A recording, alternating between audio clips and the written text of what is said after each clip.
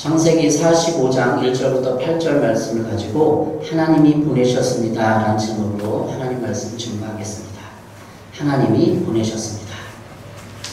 제가 희수한테 4살, 5살 때 물어봤습니다. 희수야, 너 왜 태어났어? 그러니까 희수가 엄마랑 아빠랑 보고 싶어서 태어났지. 그래서 어제 또 물어봤어요. 희수야, 너 왜 우리 집에 태어났어? 그러니까 막 얼버무리더니 막 고민 좀 하더니 다른 집에 가려고 그러는데 다른 집에 불이 났대요. 그래서 막 지렁이 같이 전선에 꼬여가지고 팍 그 집이 터져가지고 맞대는 거예요, 우리 집에. 그래, 내가 그럼 너 어쩔 수 없이 우리 집 왔구나? 물어봤어. 아니 얼버무리더라고요. 그래서 희수에게 하나님이 우리 예수를 우리 집에 보내주셨다 이렇게 어제 설명해 해줬습니다. 네. 하나님이 보내셨습니다. 하나님이 여러분을 보내주셨고 우리 교회에 보내주셨고 저도 이 땅에 하나님이 보내주셨습니다. 지금 이곳에 하나님이 보내주셨다고 확신을 하는가요? 때로는 우리가 인생을 살면서 좋지 않은 환경 있죠. 가정 환경이라든지 뭐 이런 배경 환경에 좋지 않은 가정 환경도 때로는 이런 환경도 하나님이 보내셨습니다. 이게 신앙적인 해석이고 신앙적인 고백이죠.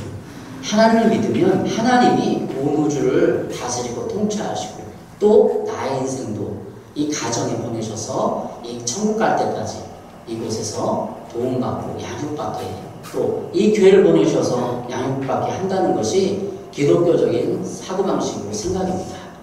이 생각을 가지면 인생에 거의 문제가 많이 50% 이상 해결돼요. 내가 나쁜 환경에 있으면서 가정 환경이 좋지 않다고 저기 우리 누님 계시는데 제가 가정 환경이 좋지 않았어요. 여기 청년도 있고 많은 사람이 있는데 가정 환경이 좋지 않다고 내가 원망하고 불평하고 하면 안 되는 거죠. 하나님 보내셨기 때문에. 그래서 우리 분노가 어렸을 때부터 어려운 환경 가운데 부모님이 좋지 못한 교육을 받고 막 이렇게 힘든 삶 가운데 분노가 막 쌓이는 거예요. 억울함을 당하고. 요셉도 오늘 억울함을 굉장히 인생이 많이 당했어요. 요셉의 인생을 제가 처음부터 쭉 성경에 나오는 대로 찾아보고 여러분과 같이 나누겠습니다. 우리의 분노도 인생도 너무 억울함을 당하고 상처를 받으면 막 분노가 쌓여서 원망이 오고 미움이 와요. 그때 내 인생을 해석할 수 있는 가장 큰 방법은 하나님이 보내셨다. 이렇게 생각을 하면 분노가 내 원망과 불평이 해소가 되고 사라지게 되는 것입니다. 요셉의 인생을 저는 보겠습니다.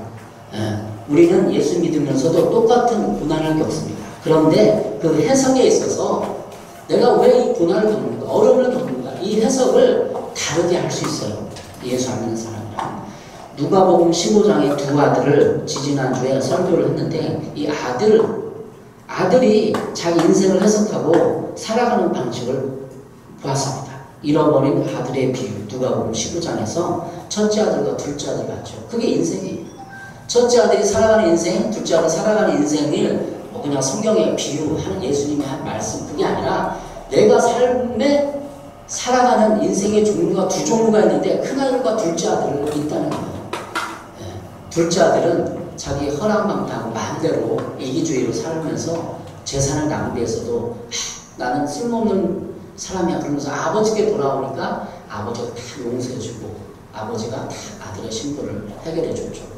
첫째 아들은 뭐래요? 자기 모범생으로 살면서 모든 공부도 잘하고 아버지도 잘 섬기고 아버지 옆에서 비서역할도 했는데 나의 돌아오는 보상이 뭐냐 이렇게 생각을 해석하는 거죠. 그래서 우리 인생을 살아갈 때 큰아들과 둘째 아들의 종류가 설교를 들었지 않습니까? 그 종류 중에 나는 어느 종류에 속하는가? 내가 모범생으로 살면서 남을 정죄하고 비난하고 판단하는가? 아니면 나는 좀 부족하고 죄를 졌지만 하나님의 은혜를 붙들고 하나님 나는 죄인이다 하고 나오는가? 두 종류 사람밖에 없어요. 오늘 요셉을 통해서 또 다른 아들을 볼 건데 요셉은 거의 완벽에 가까울 정도 거의 90% 부모가 아들을 볼 때 거의 완벽에 가까운 아들이에요. 우리 어머니 계시는데 3명의 자녀들이 있어요. 어느 자녀가 가장 기쁘게 하냐? 하나님도 우리를 아버지인데 우리를 보면서 가장 기쁘게 이쁜 아들이 있어요. 잘하는 아들이 있어요. 모범생의 아들이 있어요. 그죠? 근데 이 요셉은 거의 완벽하게 거예요. 오늘 창세기 45장 보는데 이 45장 보면은 요셉이 형들을 용서하는 장면이에요. 용서하고 마음을 열고 그들을 수용하는 장면이에요. 그래서 그가 요셉이 창세기 45장 5절 어떻게 봅니까? 당신들이 나를 이곳에 팔았다고 해서 근심하지 마소서, 한탄하지 마소서. 하나님이 생명을 구원하시려고 나를 당신들보다 먼저 보내셨나이다. 그러니까 요셉의 형들이 요셉을 팔았거든요. 노예로 그냥 파버렸어요. 돈을 받고. 왜? 미우니까. 그래서 요셉이 형들에게 근심하소서, 한탄을 마시고 위로를 하는 거예요. 완전 인생이 뒤역전된 거예요. 하나님이 생명을 구원하시려고 나를 당신들보다 이 애굽에 먼저 보냈습니다. 이렇게 해석을 하는 거예요. 그러면 요셉은 어때요?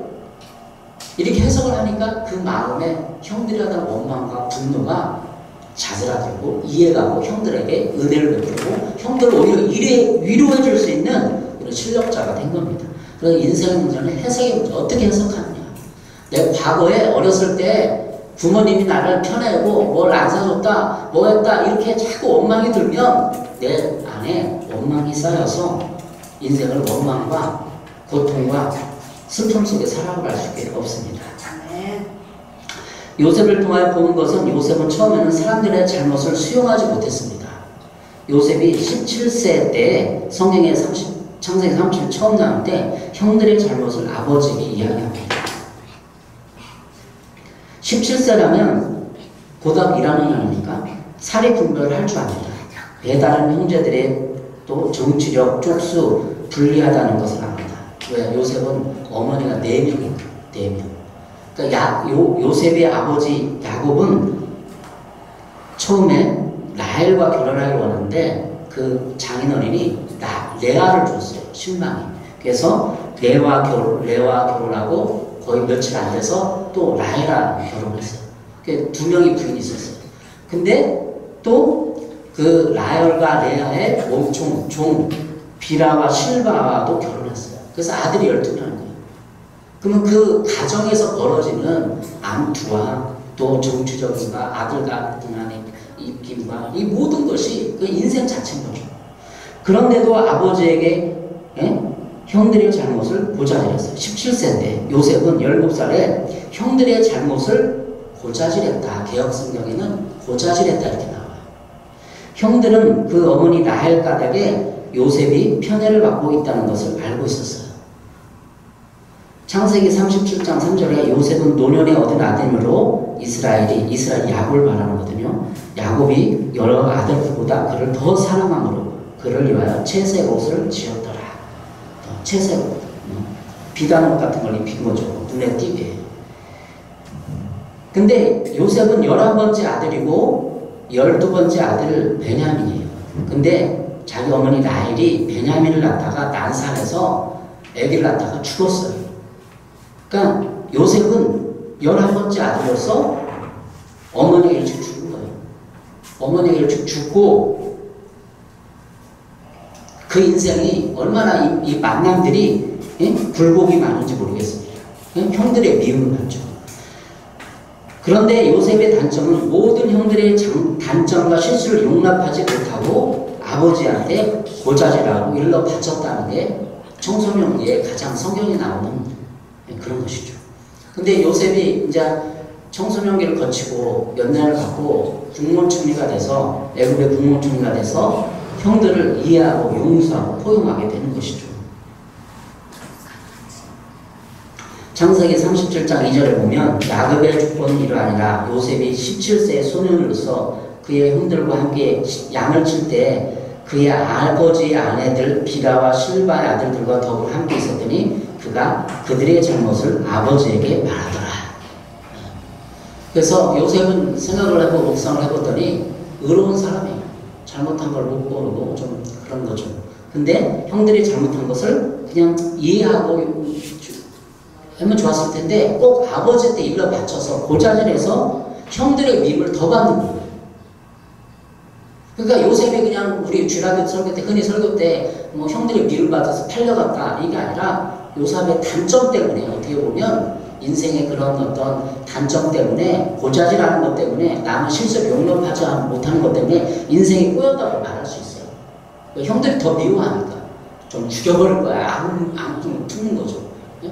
자기 잘못을 고자질하니까 형들이 씩씩거리면서 아버지한테만 혼나가면서 물론 부럽고 막 동생을 바라볼 거 아니에요?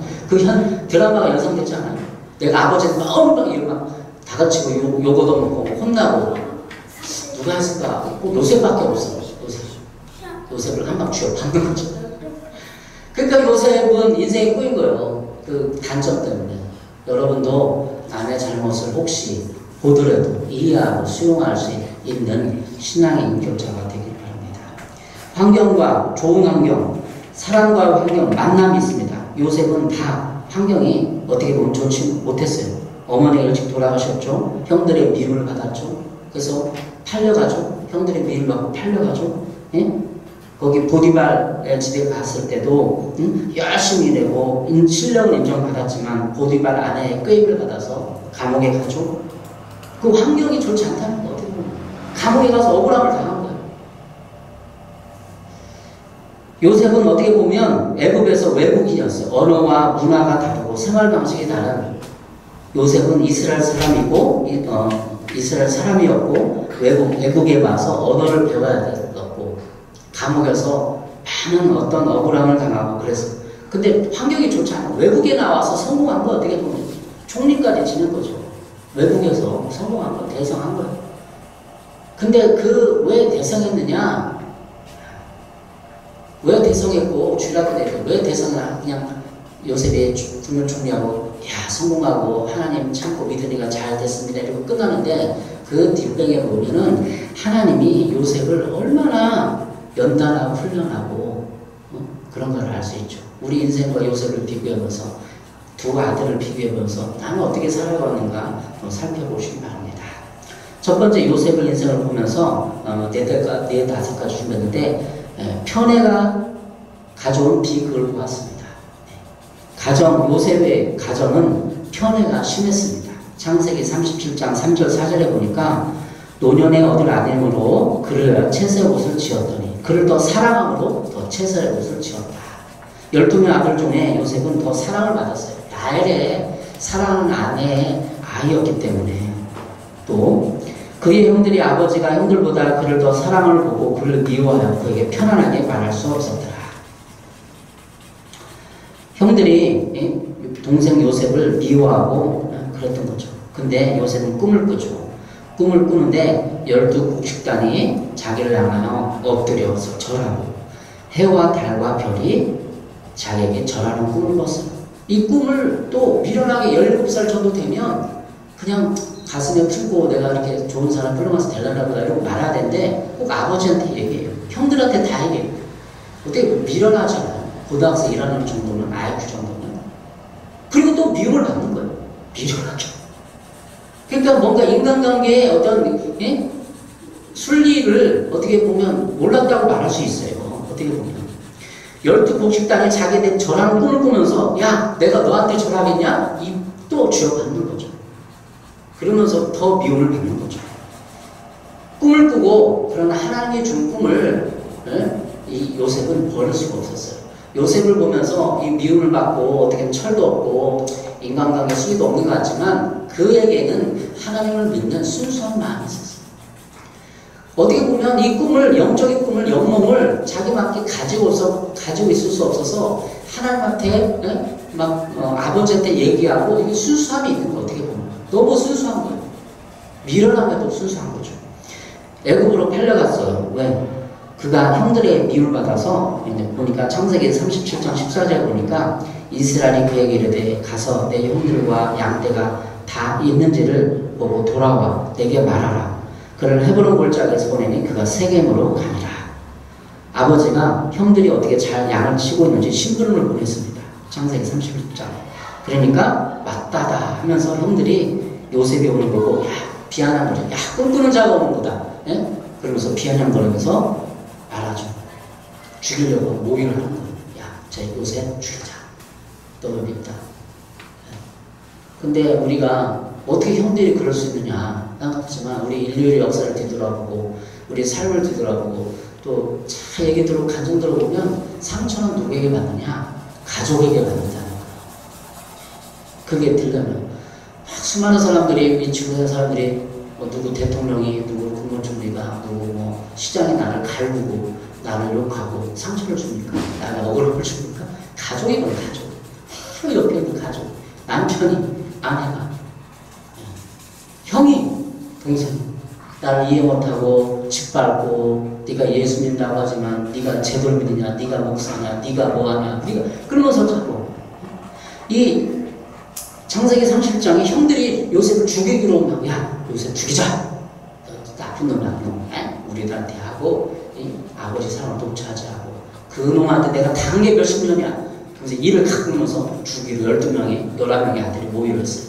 근데 딱 나타나는 네 번째 아들 유다가 나타나서 말하는 거예요. 창세기 31장 26절에 유다가 자기 형제에게 이르되 우리가 우리 동생을 죽이고 그의 피를 덮어둔들 무엇이 유익할까? 자, 그를 이스마엘 사람들에게 팔고 그에게 우리 손을 대지 말자. 그는 우리의 동생이요 우리의 혈육이니라 하매 그의 형제들이 청종하였더라. 그때 미디안 사람 상인들이 지나가고 있는지라 형들이 요셉을 구덩이에서 끌어올리고 은 20에 그를 이스마엘 사람들에게 팔매 그 상인들이 요셉을 데리고 애굽으로 가더라. 구덩이에 이미 죽이라고 구덩이에 던져버렸는데 그 구덩이에서 끌어가지고 은 20에 상인들에게 팔았던 거죠. 이 유다가 딱 나타나서 죽인 걸 멈춘 거예요. 야곱의 12아들 중에 유다가 네 번째인데 유다가 왜 이스라엘의 예수님의 계보에 있는 그 유다의 계보로 예수님이 왔을까? 저는 많은 이유도 있고 이유도 있지만 이거라고 생각해요. 한 생을 구했어요. 요셉 죽이면 안 된다. 동생을 죽여서 뭐하냐. 아버지가 얼마나 슬퍼하겠냐. 구덩이에서 끌어서 팔아버린 애굽의 상인. 그래서 여러분 예수 그리스도의 계보가 유다를 통해서 온 거. 네 번째 아들 루벤을 통해서 오지 않아요. 루벤은 이미 자기 침상 거기 성읍 비라가 통과해가지고 장자의 명분만 있지 장자에서 벗어났어. 두 번째, 세 번째 아들도 벗어났어. 네 번째 아들이 영적인 장자가 되는 거예요. 유다가 이 요셉을 살려줬기 때문에. 창세기 37장 36절에 그 미디안 사람들을 그를 애굽에서 바로의 신이 대장 보디발에게 팔았더라. 예. 여러분 요셉이 팔려갔는데 해필 애굽 왕의 그 군대 장관 시위대장 지금 뭐라면 비서실장급에 해당되는 그런 보디발을 팔았어요. 왜 그 보디발에 갔을까? 하도 많은 사람들 중에 보디발에게 팔려갔을까? 그게 또 인생이에요. 하나님은 어렸을 때 우리를 세밀하게 계획하셔서 붙일 자를 붙이고 갈 곳을 가고 환경을 인도한다는 거예요. 왜 요셉이 나중에 우리는 알잖아요. 국무총리가 된 건지 보디발 때문에 된 거 아니에요. 어떻게 보면 보디발이 총애를 받고 근데 우리는 환경을 통해서 왜 이런 환경을 줬습니까? 하나님 그 환경이 우리를 국무총리로 인도하는 환경이에요. 우리를 신앙의 위대한 사람으로 인도하는 환경이에요. 누구를 통하여 한 영혼이 살아나고 구원을 얻는 것과 중요한 겁니다. 유다를 통해서 요셉이 살아나고 그가 예수 그리스도 계보를 잇는 것처럼 또 우리 인생도 왜 이런 사람을 만나야 되는가? 이런 직장에 가야 되는가? 이렇게 해야 되는가? 거기에는 하나님이 보내셨다는 이미 하나님의 계획 속에 있었다는 그런 해석이 들어가게 되는 것이죠. 세 번째 요셉과 보디발의 아내입니다. 창세기 39장에 있는데요. 창세기 39장 7절에서 9절에 보면 그 후에 주인이 아내가 요셉에게 눈치타다가 동침하기를 청하니 요셉이 거절하며 자기 주인 아내에게 이르되 내 주인이 집안의 모든 소리를 간섭하지 아니하고 다 내 손에 위탁하였으니 이는 이 집에는 나보다 큰 이가 없으며 주인이 아무것도 내게 금하지 아니하였어도 금한 것은 당신뿐이니 당신은 그의 아내입니다. 그런즉 내가 어찌 이 큰 악을 행하여 하나님께 죄를 지으리까? 보디발 아내가 자기를 유혹하고 동침하기를 청하였지만 나는 하나님 앞에 이 죄를 정할 수 없다 말한 거죠. 하나님께 어떻게 이 죄를 짓겠습니까? 요셉의 순수한 신앙의 표현이죠. 요셉이 이런 고자질하는 단점이 있음에도 불구하고 하나님은 그를 썼는데 그 순수함 때문에 하나님을 의지하는 마음 때문에 쓰고 인도하셨습니다. 여러분, 요셉의 환경이 포디발의 아내가 자기를 유혹해서 동침하기를 유혹해서도 그는 하늘 바람으로 말미암아 그 환경을 이겼어요. 환경을 이기를 바랍니다. 창세기 39장 20절에 이에 요셉의 주인이 그를 잡아 옥에 가두니 그 옥은 왕의 죄수를 가두는 곳이었더라. 정치범 수용소 비슷한 겁니다. 왕궁에 있는 사람들을 가두는 정치범 수용소에 갇힌 것이죠. 요셉이 옥에 갇혔으나 21절 여호와께서 요셉과 함께 하시고 그에게 인자를 더하사 간수장에게 은혜를 받게 하시니 간수장의 옥중 죄수를 다 요셉의 손에 맡김으로 그 집안 사물을 요셉이 처리하고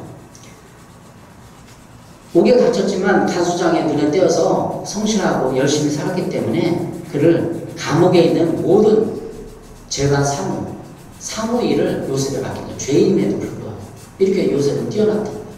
머리가 뛰어나고 열심히 살고 모든 사람을 돌보고 죄수임에도 불구하고 창세기 40장 1절에 보면 요셉이 관원장의 꿈을 해석합니다.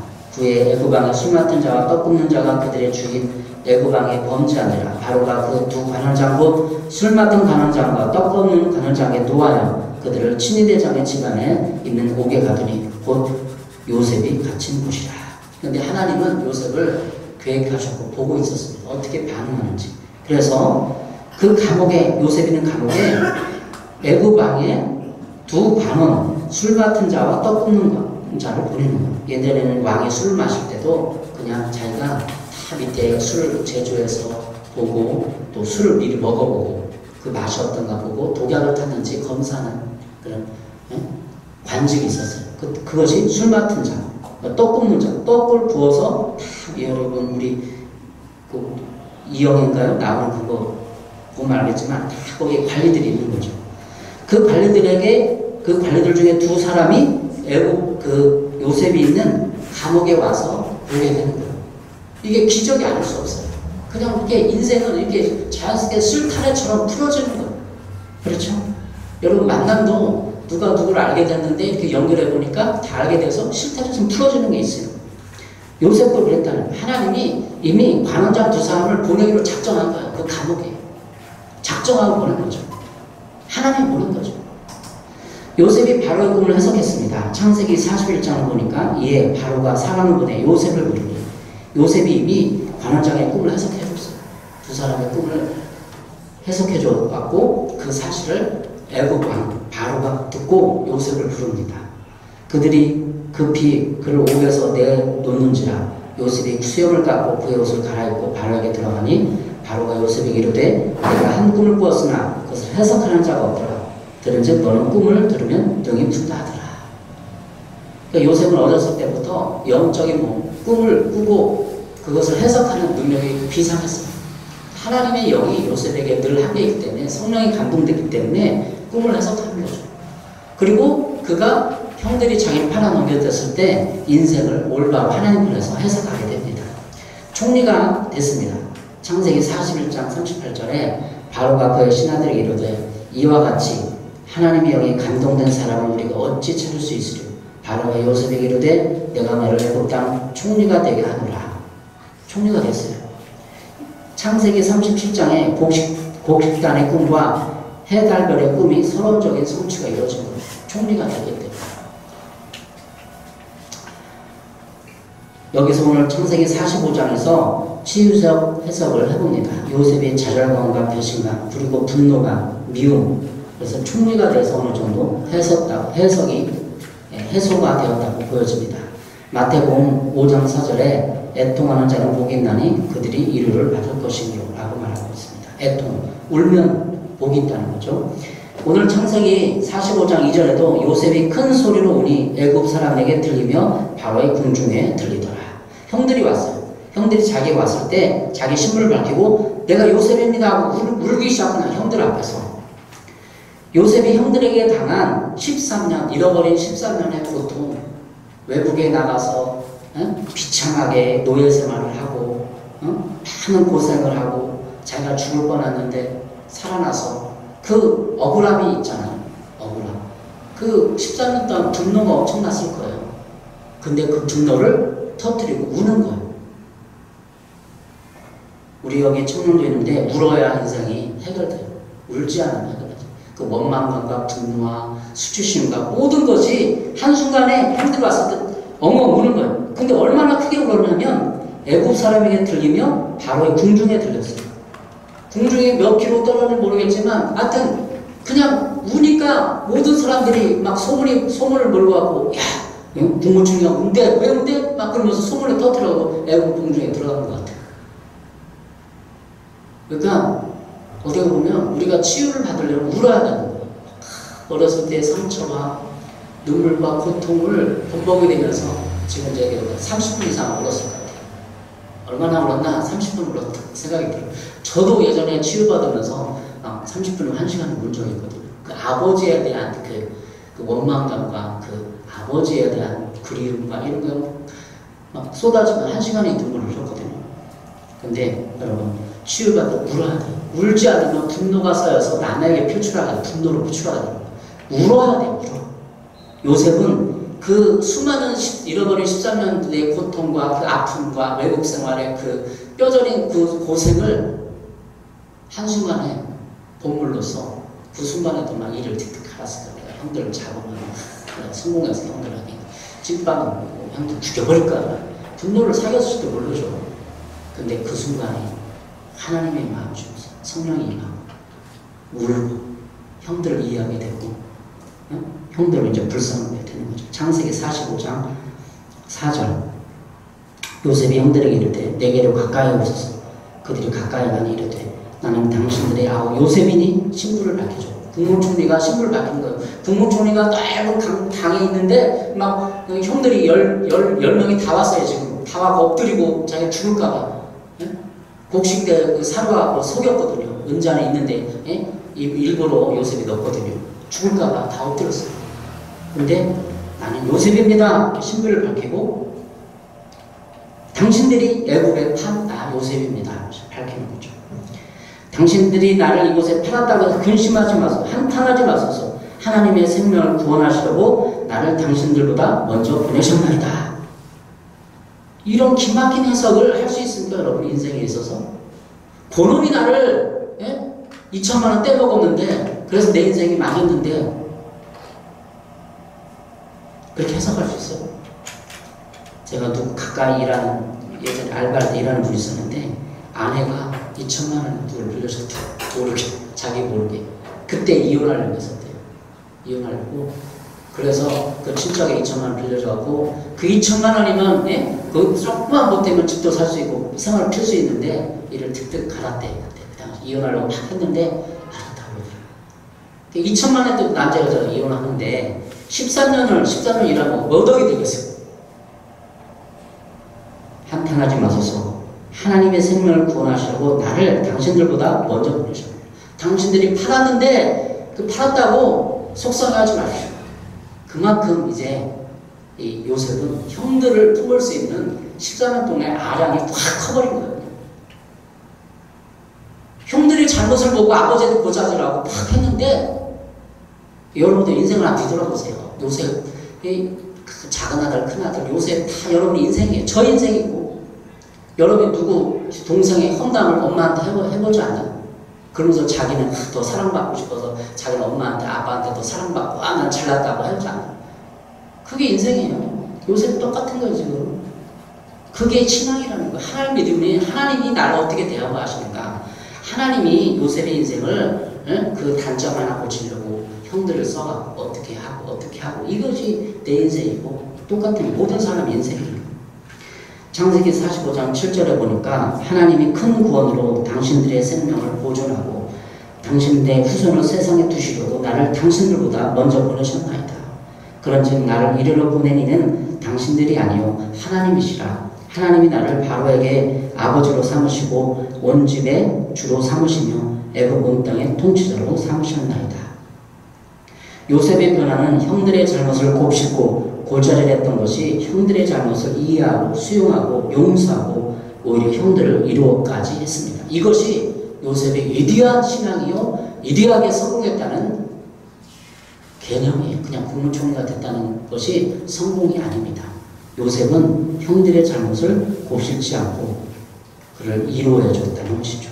여러분도 인생을 해석하십시오.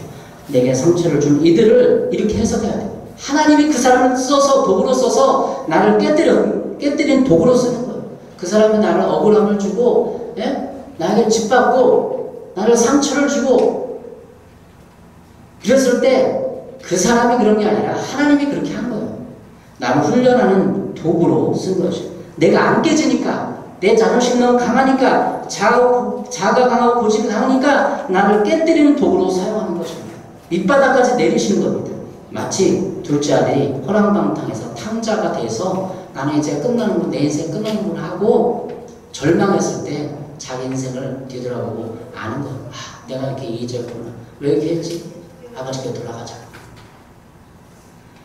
사용되는 도구로 하나님이 우리를 심판하십니다. 주위 사람들을 통해서 여러분 연단받고 힘들고 지쳤고 왜 이런 환경에 줬습니까? 왜 이런 아버지입니까? 이런 어머니까? 라고 생각하지 마십시오. 그런 아버지 밑에서 어머니 밑에서 그런 직장 상사 밑에서 나를 훈련하고 연단하는 내 인생의 정금과 같이 순금과 같이 만들기 위한 하나님의 인격을 갖고 다듬는 하나님의 도구로 쓰여지는 것입니다. 여러분도 인생을 해석하십시오. 하나님이 보내셨구나. 하나님이 이 가정에 보내셨구나. 하나님이 이 어머니, 이 아들을 허락했구나. 이것이 하나님이 보는 기독교적인 신앙적인 세속이요 사고방식입니다. 여러분 하나님이 여러분을 보내셨습니까? 확신합니까? 이 가정에 보내셨습니까? 저는 어렸을 때 그런 고민을 많이 했어요. 왜 이런 가정에 내가 태어났을까? 근데 신앙을 갖고 나니까 거기에는 환경에는 아무런 것도 없었어요. 환경에는 신앙을 가지니까 환경에는 다 가족들도 알 거예요. 환경에는 아무런 의미가 없는 거예요. 하나님이 나를 보내셨기 때문에 이 가정에서 이런 아버지 밑에서 두드러 패고 술 주정하는 아버지 밑에서 자라는 것이 하나님이 나를 이 가정에 보내신 해석하는 거죠. 그런 아버지 밑에서 이해하고 용서했을 때 여러분의 인격이 변화되고 다른 사람을 돌아볼 수 있는 위대한 신앙의 사람이 되는 것입니다. 기도하겠습니다. 사랑해 주님 감사합니다. 하나님이 보내셨습니다. 요셉이 불같은 연단을 받고 형들을 이해하고 위로하고 용서하시는 그런 사람이 된 것처럼 하나님이 이런 환경까지도 나를 도구로 훈련하는 도구로 썼음을 감사합니다. 우리도 하나님의 방법대로 해석하여 상처를 치유하고 위대한 신앙의 삶을 쓸 수 있는 믿음의 사람이 되시도록 도와주시옵소서. 예수님의 이름으로 기도했습니다. 아멘.